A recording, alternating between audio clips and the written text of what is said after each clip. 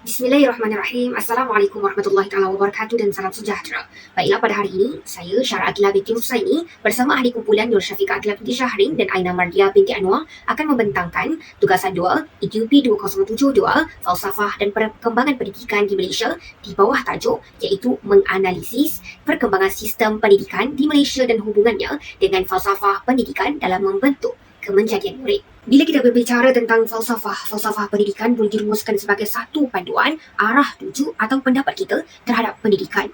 Baiklah, falsafah pendidikan di Malaysia iaitu falsafah pendidikan kebangsaan iaitu bermaksud satu usaha berterusan ke arah memperkembangkan potensi individu secara menyeluruh dan bersepadu bagi mewujudkan insan yang seimbang dan harmonis dari segi intelek, rohani, emosi dan jasmani berdasarkan kepercayaan dan kepatuhan kepada Tuhan. Baiklah, dalam falsafah pendidikan kebangsaan ini terdapat 11 elemen penting yang perlu diterapkan. Yang pertama, pendidikan satu usaha berterusan. Kedua, memperkembangkan potensi individu, perkembangan potensi secara menyeluruh dan bersepadu, insan yang seimbang dan harmonis, kepercayaan kepada Tuhan. Dan ada 6 lagi elemen yang mementingkan rakyat Malaysia yang berilmu pengetahuan, berketerampilan, berakhlak mulia, yang bertanggungjawab, berkeupayaan menikmati kesejahteraan hidup dan rakyat Malaysia yang dapat memberikan sumbangan. Maka dalam pembentangan ini kami akan terangkan secara terperinci apakah sebenarnya sistem pendidikan di Malaysia dari sebelum kemerdekaan sehinggalah semasa dan selepas kemerdekaan dan hubung kaitnya dengan falsafah pendidikan ini.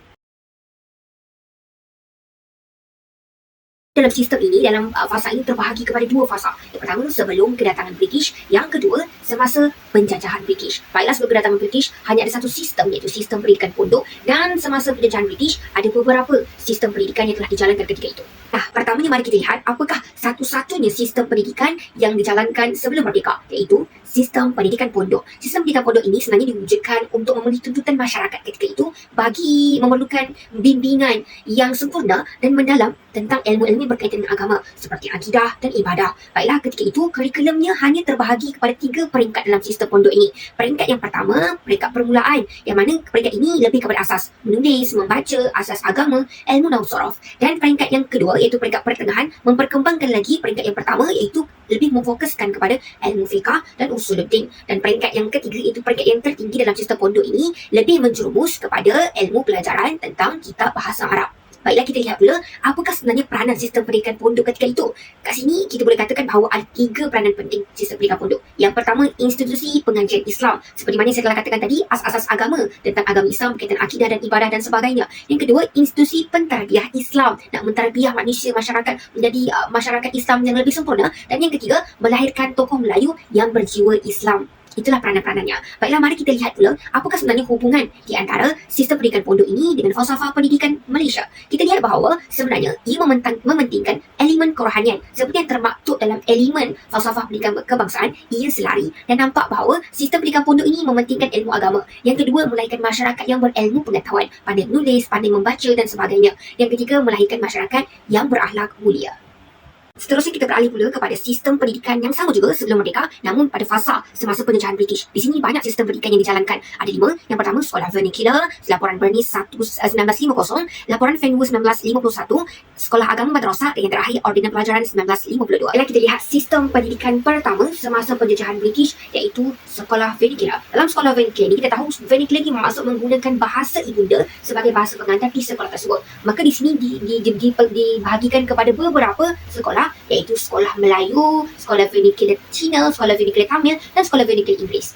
Dan bila mana kita tahu bahawa adanya pengasingan di antara kaum ketika itu, maka sukatan pelajarannya mestilah berbeza. Yang ketiga, dibina pada kawasan tertentu. Yang keempat, tiada keseragaman dalam orientasi dalam kurikulum tersebut.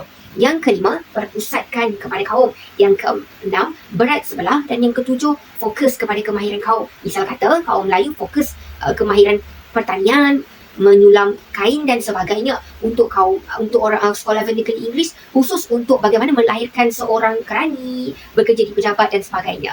Dan kita lihat apa sebenarnya hubungan sekolah vernacular ini dengan falsafah pendidikan. Kita tahu bahawa bila adanya pengasingan maka akan wujud satu masalah perkauman. Walau bagaimanapun kita tahu Malaysia ni hidup dalam keadaan yang berbilang kaum.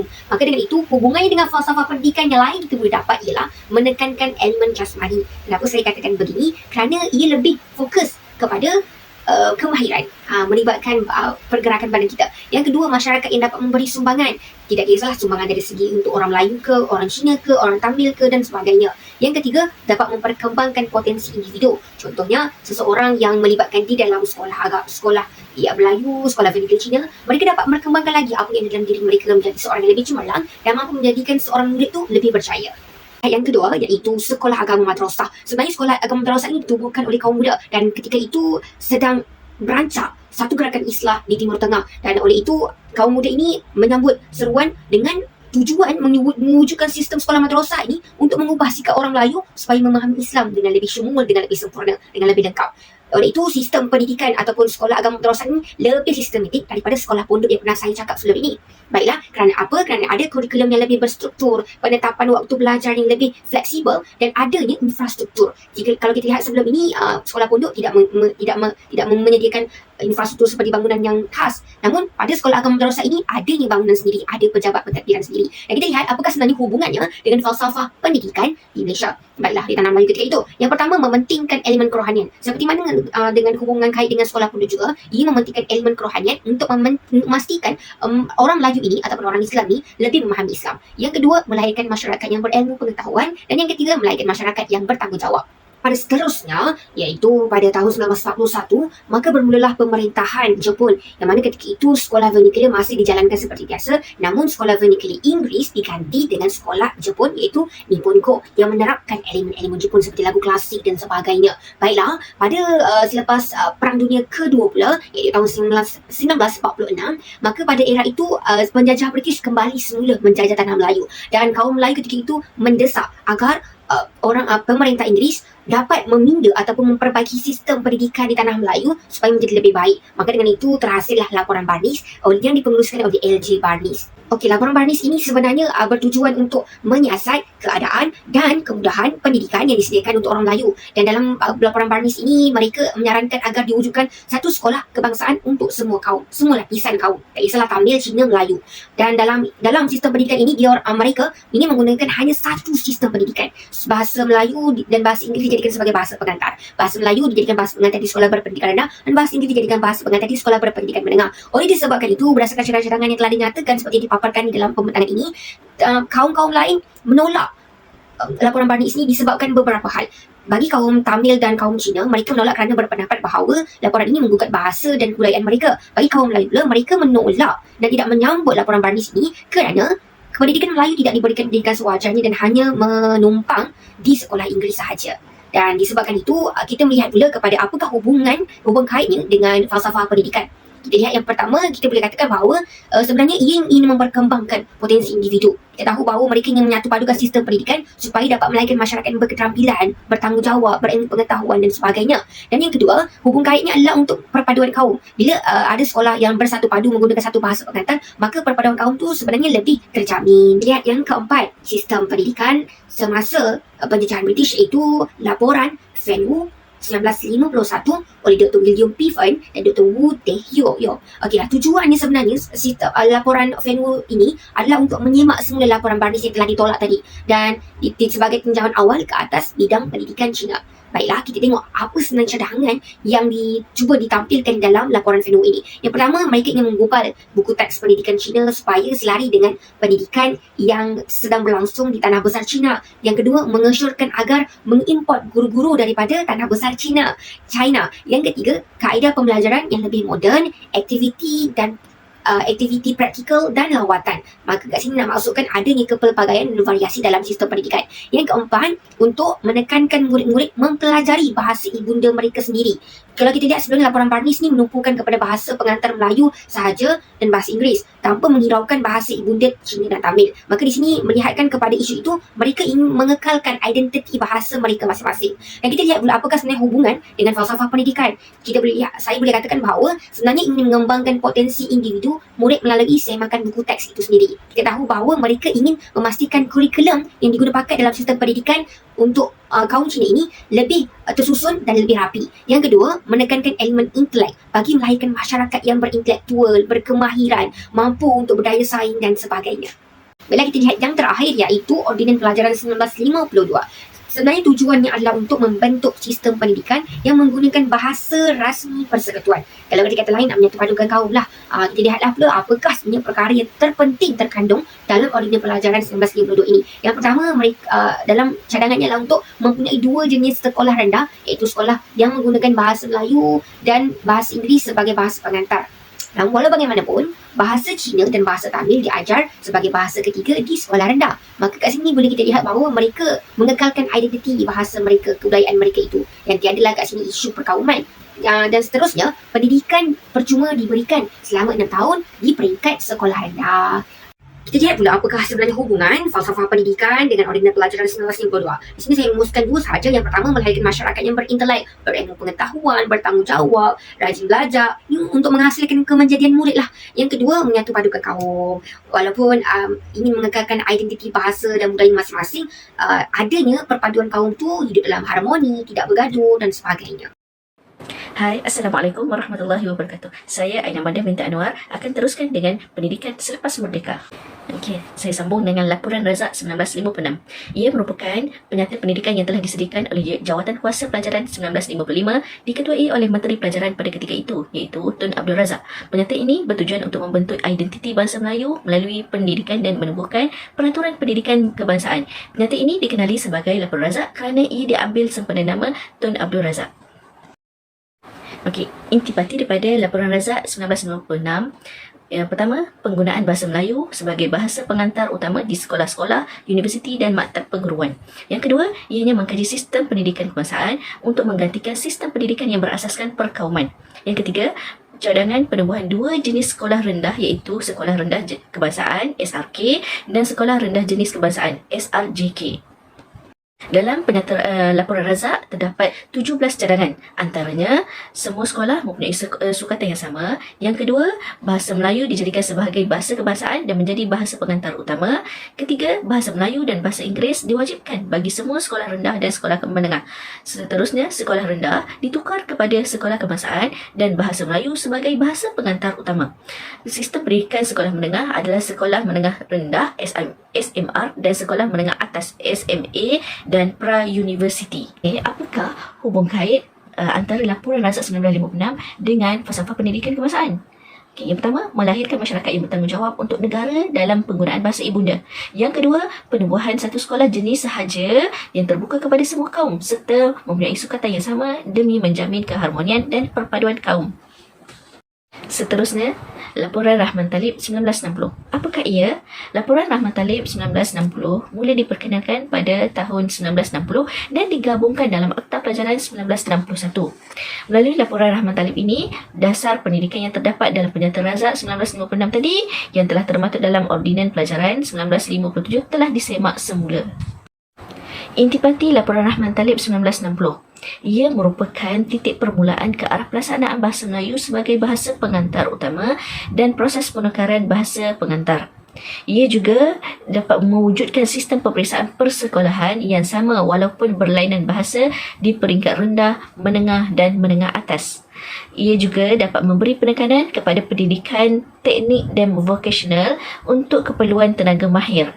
Ia juga dapat memberi penekanan kepada pendidikan moral dan keagamaan untuk keperluan kerohanian sebagai teras. Berdasarkan Laporan Rahman Talib 1960, ia merupakan pindaan dan perubahan dari Laporan Razak.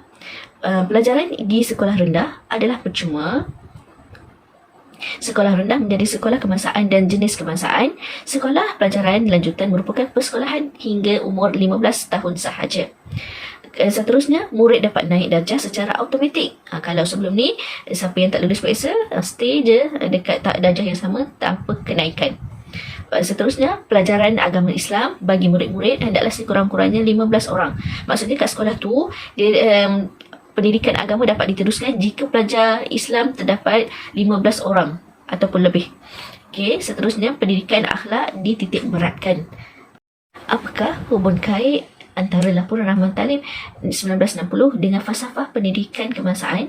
Pertama, ia dapat memajukan pendidikan teknik dan vocational bertepatan dengan FPK yang memberi penekanan terhadap perkembangan potensi dan kebolehan individu. Yang kedua, mempunyai elemen untuk mencapai kesejahteraan diri kerana memberi penekanan kepada pendidikan moral dan keagamaan. Okay, saya teruskan lagi dengan Ordinan Pelajaran 1967. Apakah ia? Ia juga dikenali sebagai Akta Bahasa Kebangsaan 1967. Ianya bertujuan untuk memartabatkan bahasa Melayu sebagai bahasa kebangsaan, bahasa rasmi dan bahasa pengantar di semua peringkat, iaitu peringkat rendah, menengah, kolej dan universiti. Okey, apakah intipati Ordinan Pelajaran 1967? Ianya telah ditetapkan bahawa bahasa Melayu sebagai bahasa rasmi tunggal. Okey, apa-apa urusan hanya menggunakan bahasa Melayu sahaja. Tetapi dalam fasal 4 dinyatakan bahawa Yang di-Pertuan Agong telah membenarkan agar meneruskan penggunaan bahasa Inggeris sebagai tujuan rasmi apabila ianya dianggap perlu. Dan dalam fasal 3, akta ini membolehkan kerajaan persekutuan atau kerajaan negeri menggunakan penterjemahan dokumen rasmi atau komunikasi dalam bahasa lain jika terdapat kepentingan awam. Seterusnya, semua mata pelajaran tahun 1 di SRJK diajar menggunakan bahasa Melayu sebagai bahasa pengantar kecuali bahasa Inggeris dan juga bahasa ibunda. Seterusnya, apakah hubung kait antara Ordinan Pelajaran 1967 dengan falsafah pendidikan kebangsaan? Pertama, ia penguatkuasaan bahasa Melayu sebagai bahasa kebangsaan. Yang kedua, penggunaan berterusan bahasa Inggeris boleh dibenarkan bagi urusan rasmi sahaja sekiranya perlu. Bismillahirrahmanirrahim. Nama saya Nur Syafiqah Akilah binti Syarin. Saya akan menyambung pembentangan kawan saya berkenaan dengan perkembangan sistem pendidikan di Malaysia dan hubungannya dengan falsafah pendidikan. Mari kita lihat laporan Jawatankuasa Kabinet 1979. Laporan Jawatankuasa Kabinet 1979 ini ataupun dikenali juga sebagai Dasar Pelajaran Kebangsaan yang telah ditubuhkan pada September 1974 oleh Menteri Pelajaran pada ketika itu, iaitu Yang Amat Berhormat Datuk Seri Dr. Mahathir Mohamad. Terdapat penglibatan kementerian dalam penggubalan laporan Jawatankuasa Kabinet 1979 ini. Antara menteri yang terlibat pada ketika itu ialah Tun Dr. Mahathir, Datuk Lee San Chun, Tan Sri Manik Vasagam, Datuk Haji Muhammad Asri bin Haji Muda, Datuk Amar Haji Abdul Taib bin Mahmud dan Datuk Ali bin Haji Ahmad. Berikut adalah antara cadangan laporan Jawatankuasa Kabinet 1979. Yang pertama, cadangannya melicinkan pengurusan pelajaran secara keseluruhan. Dengan adanya langkah pengurusan pelajaran secara keseluruhan ini, beberapa jawatankuasa telah ditubuhkan mengikut bidang masing-masing. Hal ini bagi memudahkan dan melancarkan pengurusan sistem pendidikan. Seterusnya, mari kita lihat hubungan antara laporan Jawatankuasa Kabinet 1979 dengan falsafah pendidikan. Yang pertama, kurikulum yang selaras melahirkan rakyat yang berpendidikan. Kurikulum baru sekolah rendah iaitu KBSR yang dilaksanakan mulai tahun 1982 ini memberi penekanan kepada penguasaan kemahiran asas 3M dan juga komunikasi mengenali hubungan alam dan manusia dan penyerapan nilai-nilai murni. Usaha ini adalah bagi melahirkan rakyat Malaysia yang berilmu pengetahuan. Perkara ini selaras dengan elemen falsafah pendidikan kebangsaan iaitu melahirkan rakyat Malaysia yang berilmu pengetahuan. Selain itu, kurikulum bersepadu sekolah menengah KBSM yang dilaksanakan pada tahun 1988 mempunyai perubahan dari segi silibus serta bahan-bahan pelajaran yang mana ia lebih menekankan kepada pelbagai aspek bukan akademik semata-mata. Perubahan ini dapat melahirkan insan yang mempunyai ilmu pengetahuan serta kemahiran sekaligus mencapai kehendak falsafah pendidikan kebangsaan iaitu melahirkan insan yang seimbang dan harmonis. Hubung kait yang kedua ialah penyeragaman kokurikulum. Penyeragaman kokurikulum membolehkan murid menerokai kemahiran di luar bilik darjah. Silibus kokurikulum yang diperkenalkan kepada setiap sekolah adalah seperti kelab dan persatuan boleh mewujudkan satu bentuk kolaboratif yang menyeluruh antara murid bukan hanya tertumpu pada sekolah semata-mata, namun terbuka kepada institusi-institusi yang lain. Hal ini dapat melahirkan rakyat yang berketerampilan selari dengan falsafah pendidikan kebangsaan.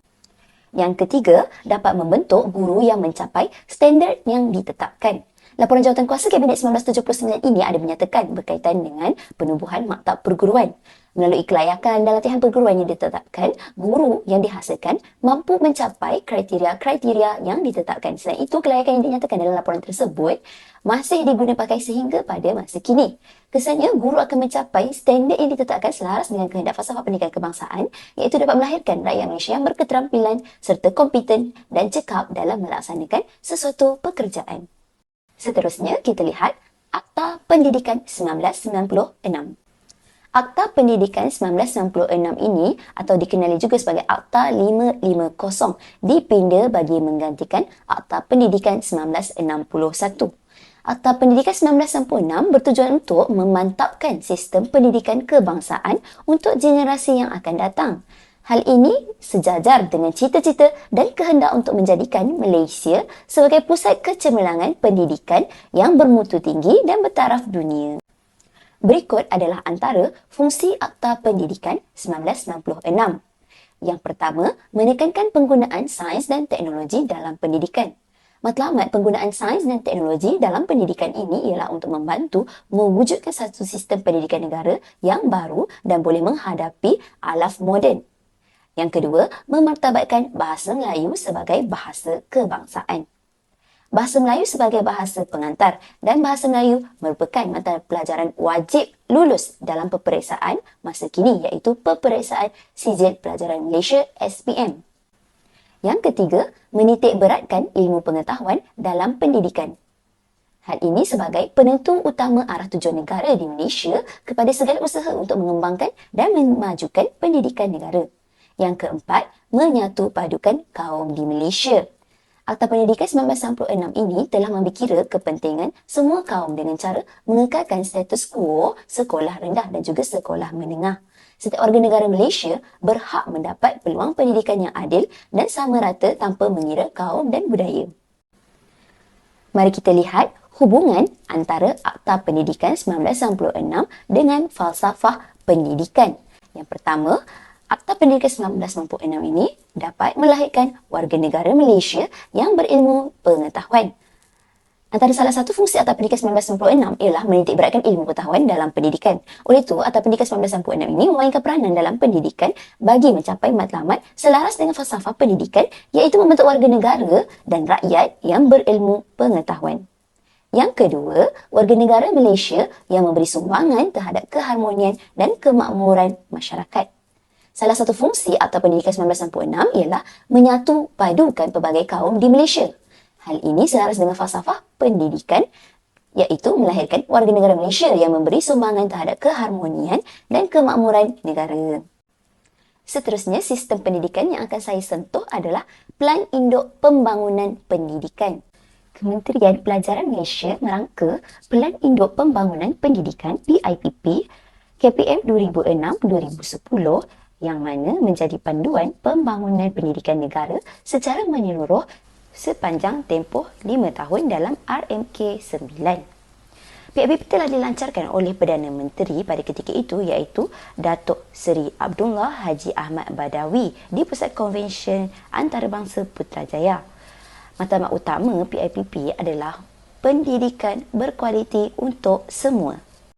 Berikut adalah teras Pelan Induk Pembangunan Pendidikan. Yang pertama, membina negara bangsa. Yang kedua, membangun modal insan. Yang ketiga, memperkasa sekolah kebangsaan. Yang keempat, merapatkan jurang pendidikan. Yang kelima, memartabatkan profesion perguruan. Dan yang keenam, melonjakkan kecemerlangan institusi pendidikan.